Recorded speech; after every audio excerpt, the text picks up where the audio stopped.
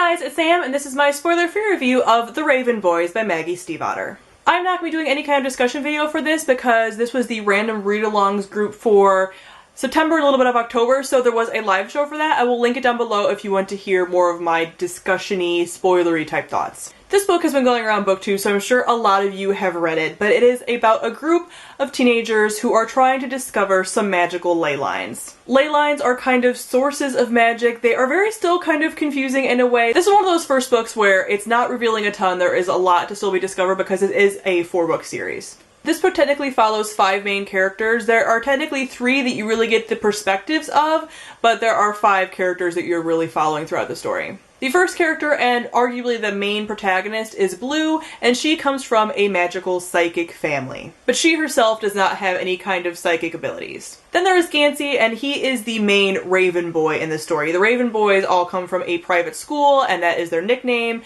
So he is the main Raven Boy, and he's kind of the leader, and he is the one that's kind of really running the show as far as finding these magical ley lines, because he is trying to discover a dead Welsh king. I believe it makes a lot more sense when you read it. It sounds kind of weird right now.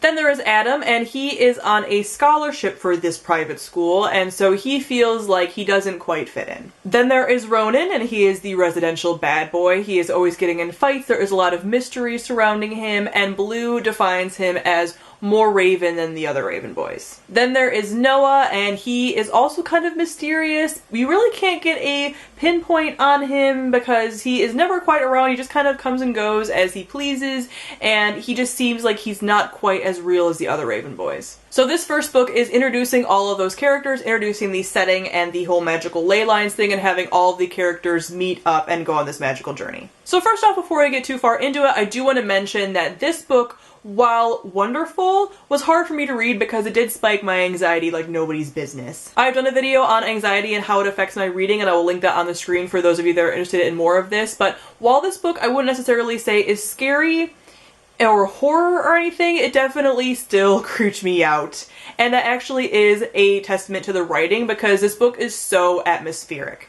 As far as the world building, this is the perfect book to read in October if you are looking for a creepier read because it slowly pulls you in to this story where magic is real and things aren't exactly how they seem, and creepiness is just a general thing in the story, and that creepiness slowly builds until the end of the story when everything kind of is coming to a head, and the creepiness for somebody that has anxiety isn't exactly what you want to feel. So if you do struggle with anxiety and just anxious feelings, especially while reading, I do want to give you guys a warning for that because a lot of people were like, oh, this book isn't scary or anything like that. And while it's not exactly scary, it's not exactly a comforting read either. But like I said, as far as the world building, I thought this was wonderful. This deals with a lot of things that I'm not really used to in paranormal. It's like a completely different spin on paranormal. It's not the typical things that you see with like vampires or creatures or stuff like that. Like I said, it's just a general level of creepiness, and it's completely different and completely original. As far as the characters are my favorite part of the story. I wasn't really into the story for the plot. I was more into it for the characters. And I think a lot of people have said that about this book,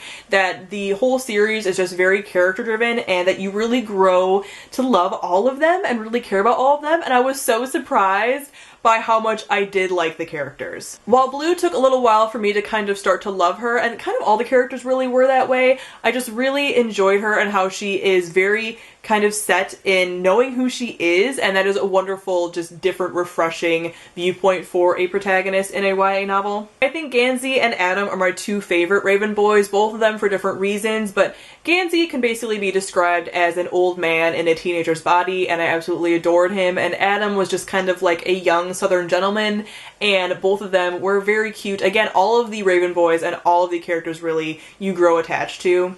I also loved Noah and Ronan, but I need a little more time with them to really get to know them. I feel like this first book is really laying the groundwork in a lot of ways, so I think in future books I will grow to love those 2 characters even more. As far as the plot, like I said, I wasn't really in it for the plot, but the first half is a little slower. While I was reading it, I wasn't feeling like it was slow, but when I look back and compare the first half to the second half, the first half is way slower than the second half. But again, that's building that atmosphere and building the world and building the characters, so I really don't mind that, but just be aware that if you go into the story that the first half of it will be slow for you. I will say the pacing on this one was a little off because of that slowness, because the slowness at the beginning was definitely a thing, and then the very last few chapters really just kind of speed through, and a lot is happening and you don't really get a lot of explanation for that. I will say with the story, and I was okay with this, but you don't get a ton of explanation for all this magical stuff. It's just kind of laid in your lap and you just have to accept it. And I was totally okay with that because this is an original story